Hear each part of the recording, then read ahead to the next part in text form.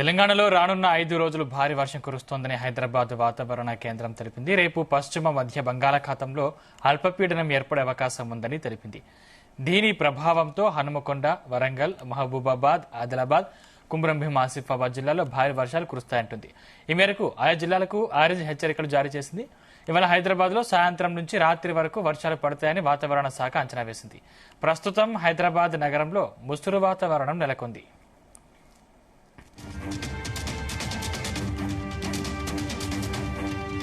ఇదే అంశానికి సంబంధించిన మరింత సమాచారం మా ప్రతినిధి రాజు పటేల్ అందిస్తారు. రాజు పటేల్, గుడ్ మార్నింగ్ సందీప్. తెలంగాణకు మరోసారి భారీ వర్ష సూచన ఉందని వాతావరణ శాఖ తెలిపిన నేపథ్యంలో అటు అధికార యంత్రాంగం ఇటు ప్రభుత్వం కూడా అప్రమత్తమైంది. ప్రజలు కూడా తగిన జాగ్రత్తలు తీసుకోవాలని కూడా సూచించడం జరిగింది. అత్యవసరం అయితేనే బయటికి రావాలి, లేకుంటే ఇళ్లలోనే ఉండాలి కూడా చెప్పడం జరిగింది. గత వారం రోజులుగా తెలంగాణ వ్యాప్తంగా 33 జిల్లాల్లో చాలా చోట్ల కూడా వర్షం కురుస్తూనే ఉంది. దీంతో లోటు వర్షపాతం కాస్త తగ్గిపోయి సాధారణ స్థితికి వచ్చిందని చెప్పవచ్చు.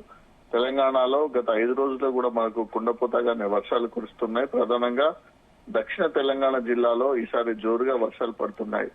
అంటే ఇప్పటి వరకు దక్షిణ తెలంగాణ జిల్లాలో లోటు వర్షపాతం చాలా ఎక్కువగా ఉంది. అంటే జూన్ లో గానీ, జూలైలో గానీ, ఆగస్టు మన ఫస్ట్ వీక్ లో గానీ ఎక్కువగా దక్షిణ తెలంగాణలో వర్షాలు పడలేదు. దీంతో దాన్ని కవర్ చేస్తూ ఇప్పుడు ప్రస్తుతం అటు దక్షిణ తెలంగాణ వర్షం పడుతుంది, ఇటు ఉత్తర తెలంగాణ మాత్రం వర్షాలు పడడం లేదు.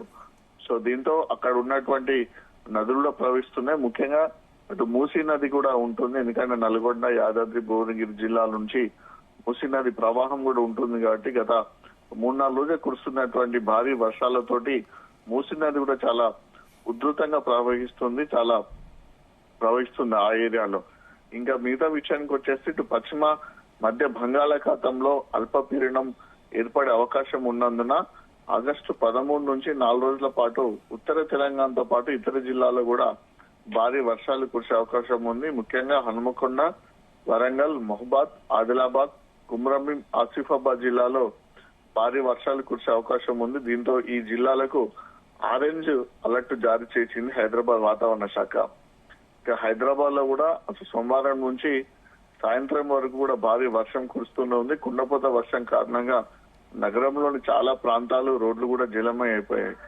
వాహనదారుల పరిస్థితి అయితే చాలా అగమ్య గోచరంగా ఉందని చెప్పవచ్చు. అడుగు ముందుకు వేయలేని పరిస్థితి ఉంది. వెహికల్ కూడా కదలేని సిచ్యువేషన్ హైదరాబాద్ లో చాలా ఉంది. లోతట్టు ప్రాంతాల్లోకి, ఇళ్లలోకి నీరు చేరి అటు విద్యుత్ సరఫరా కూడా తీవ్రమైనటువంటి అంతరాయం ఏర్పడింది.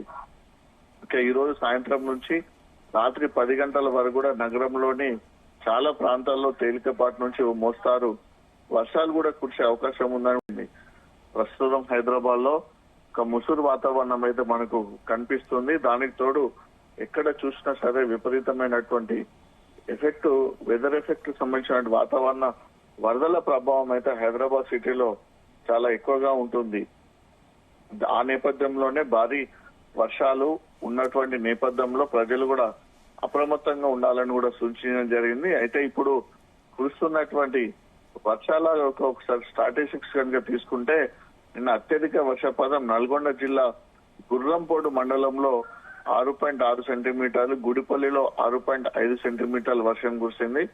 రంగారెడ్డి జిల్లా షాబాద్, తాళ్లపల్లిలో 6.4 సెంటీమీటర్ల వర్షపాతం నమోదైంది.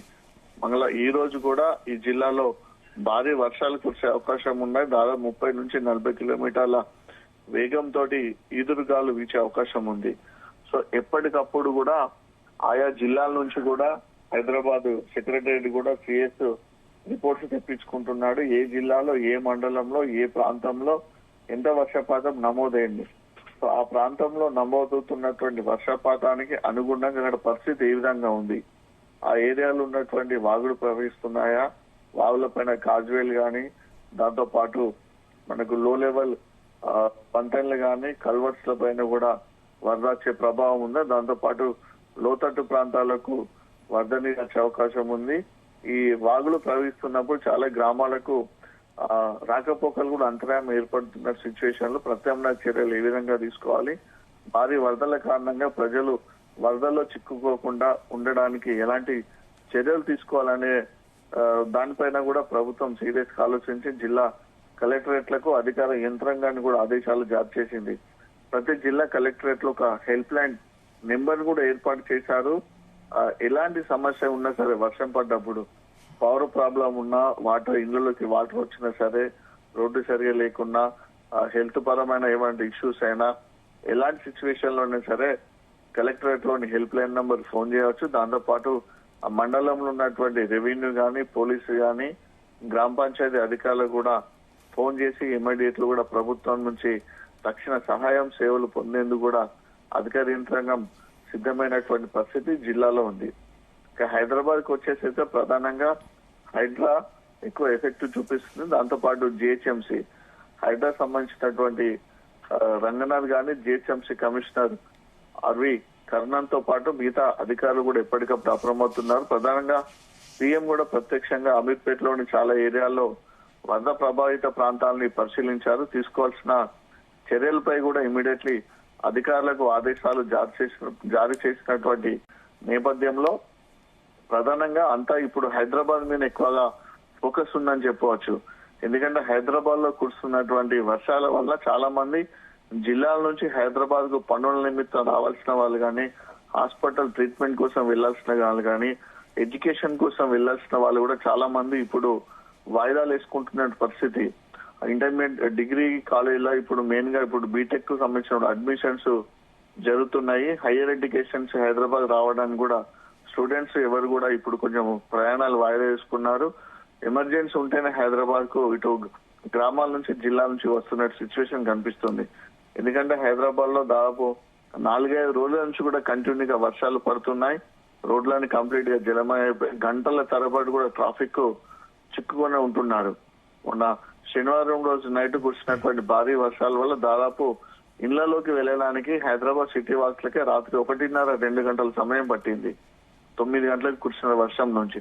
సో సీరియస్ ఎఫెక్ట్ ఉంది. ఎందుకంటే హైదరాబాద్ లో క్లౌడ్ బరస్ట్ కారణంగా ఎప్పుడు ఎన్నడూ ఊహించని విధంగా వర్షాలు పడుతున్నాయి, వరదలు వస్తున్నటువంటి నేపథ్యంలో ప్రభుత్వం అధికార యంత్రాంగం కంప్లీట్ గా హైదరాబాద్ పైన ఎక్కువగా ఫోకస్ చేసింది. ప్రత్యేకంగా సీఎం రేవంత్ రెడ్డి కూడా రివ్యూలు నిర్వహించారు. ప్రత్యక్షంగా కూడా వరద ప్రభావిత ప్రాంతాల్లోకి వెళ్లి పరిశీలించిన నేపథ్యంలో వరదల ప్రభావం నుంచి, ఈ ట్రాఫిక్ సమస్య నుంచి ఎలా తప్పించుకోవాలి, ఎలా ప్రత్యామ్నాయ చర్యలు తీసుకోవాలనే దాని మీద కూడా అధికార యంత్రాంగం హైదరాబాద్ లో సీరియస్ గానే ప్రణాళిక చర్యలకు సిద్ధమవుతున్న సిచ్యువేషన్ అక్కడ కనిపిస్తే, జిల్లాలో ఏర్పడినటువంటి భారీ వర్షాల నేపథ్యంలో జిల్లా ప్రజలు కూడా అప్రమత్తంగా ఉండాలని చెప్పారు. ఇప్పటికే ప్రస్తుతం కురుస్తున్నటువంటి వర్షంతో పాటు గతంలో పడ్డటువంటి వర్షాల వల్ల మాత్రము ఈ ఖరీఫ్ ఇప్పటి వరకైతే పంటలకు ఎలాంటి డోకా లేదని చెప్పవచ్చు. సాగునీటి కోసము మరింత వర్షాలు కురిసే అవకాశం ఉన్నటువంటి పరిస్థితులలో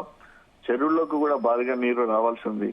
ఎప్పుడైతే ప్రధానంగా ఇప్పుడు వర్షాన్ని ఆధారంగా చేసుకొని ఎక్కువగా పండేటువంటి పత్తి పంటకు మాత్రమే సరిపడేటువంటి వాటర్ ఉందని చెప్పవచ్చు. ఇక రాబోయే రోజుల్లో వరి సాగు గానీ, మిర్చి సాగు గానీ, మొక్కజొన్న సాగు, పసుపు సాగు కోసము మరింత వాటర్ అవసరం ఉంది. అది ఇక్కడ మనకు తెలంగాణకు 2 ప్రధానమైనటువంటి నదులు, ఒకటి కృష్ణా నది, 2 గోదావరి నది. కృష్ణా నది అంటే కంప్లీట్ గా ఫుల్ అయిపోయింది. శ్రీశైలం, నాగార్జున సాగర్ ప్రాజెక్టులు కంప్లీట్ గా నిండిపోయి గేట్లను లిఫ్ట్ చేసి వాటర్ రిలీజ్ చేస్తున్నారు. సో ఆ కృష్ణా నది పరివాహక ప్రాంతానికి సంబంధించినటువంటి ఏరియా కానీ, కృష్ణా నది ద్వారా వచ్చేటువంటి ఆయకట్టుకు అందించే సాగునీటి విషయంలో కానీ, తాగునీటి విషయంలో కానీ ఈ సంవత్సరానికి ఎలాంటి డోకా లేదని చెప్పవచ్చు. సరిపడా వాటర్ అక్కడ ఉంది. గోదావరి నదికి వచ్చేస్తే మాత్రము పరిస్థితి చాలా డిఫరెంట్ గా ఉంది. గోదావరి నది మహారాష్ట్ర నుంచి మనకు నిజామాబాద్ బాసర వద్ద ఎంటర్ అయి ఎస్ఆర్ఎస్పీ ప్రాజెక్ట్ లోకి ఫస్ట్ ప్రాజెక్ట్ ఉంది. ఎస్ఆర్ఎస్పీ ప్రాజెక్ట్ లోకి ఇంకా వాటర్ రాలేదు. ప్రస్తుతానికైతే 82 టీఎంసీలు అక్కడ వరకు వాటర్ నిల్వ చేస్తున్నారు. ప్రజెంట్ అయితే 18 టీఎంసీల వాటరే ఉంది. సో చాలా ఇంకా వాటర్ ఎస్ఆర్ఎస్ లో రావాల్సి ఉంది. అంటే పోయిన సంవత్సరము, అంతకుముందు సంవత్సరము, గత 5-6 సంవత్సరాలకు సంబంధించినటువంటి ఒక ట్రాక్ రికార్డ్ కనుక చూస్తే ఇప్పటికి ఎల్లంపల్లి ప్రాజెక్టు 3-4 సార్ల గేట్లను అన్నిటిని లిఫ్ట్ చేసి దిగువకు నీటిని పంపించినటువంటి పరిస్థితి గత 4-5 సంవత్సరాల నుంచి ఉంది. కానీ ఈ సంవత్సరం ఇప్పటి కూడా ప్రాజెక్టు నిండకపోవడంతో గేట్లు లిఫ్ట్ చేయలేదు. అదే పరిస్థితి దాని దిగువన ఉన్నటువంటి ఎల్లంపల్లి ప్రాజెక్టు వద్ద కూడా ఉంది. ఎల్లంపల్లి ప్రాజెక్టు కూడా చాలా క్రియాశీలమైనటువంటి ప్రాజెక్టు. కాళేశ్వరం ప్రాజెక్టు ని ఆధారంగా కాళేశ్వరం ప్రాజెక్టుకు సంబంధించినటువంటి వాటర్ అంతా కూడా లిఫ్ట్ అయితే కనుక ఎల్లంపల్లి నుంచి అటు పైకి వెళ్లాల్సి ఉంటుంది. సో ఇప్పుడు కాళేశ్వరం ప్రాజెక్టు వాటర్ ని స్టోరేజ్ చేయడం లేదు కాబట్టి ఎగువ నుంచి వస్తున్నటువంటి వర్షాల వల్ల కడెం ప్రాజెక్ట్ గేట్లను లిఫ్ట్ చేయడం వల్ల ఎల్లంపల్లి ప్రాజెక్ట్ లోకి అయితే వరద నీరు వచ్చి చేరింది. ఎల్లంపల్లి ప్రాజెక్టు పూర్తి స్థాయి నీటి నిల్వ 20.175 టీఎంసీలు కానీ ప్రస్తుతానికి 12.568 టీఎంసీలు ఉంది. అంటే మరొక 6-7 టీఎంసీలు అయితే దాదాపు 18 to 90 టీఎంసీలు అవుతుంది కాబట్టి అప్పుడు గేట్లను లిఫ్ట్ చేసే అవకాశం ఉంటుంది. సో రాబోయే రోజుల్లో కురుస్తున్నటువంటి ఈ వర్షాల వల్ల కనుక ఒకవేళ ఎల్లంపల్లి ప్రాజెక్టు పూర్తిగా నిండినా, కడెం ప్రాజెక్టు పూర్తిగా నిండినా ఎల్లంపల్లి ప్రాజెక్టులోకి భారీగా వరద నీరు వచ్చి ఎల్లంపల్లి ప్రాజెక్టు గేట్లను కూడా లిఫ్ట్ చేసే అవకాశం ఉంది. సో ఈ పరిస్థితులలో మరోసారి భారీ వర్షాలు పడాలనే అన్నదాతలు అయితే ఎదురు చూస్తున్నారు. Thank you Raju Patel.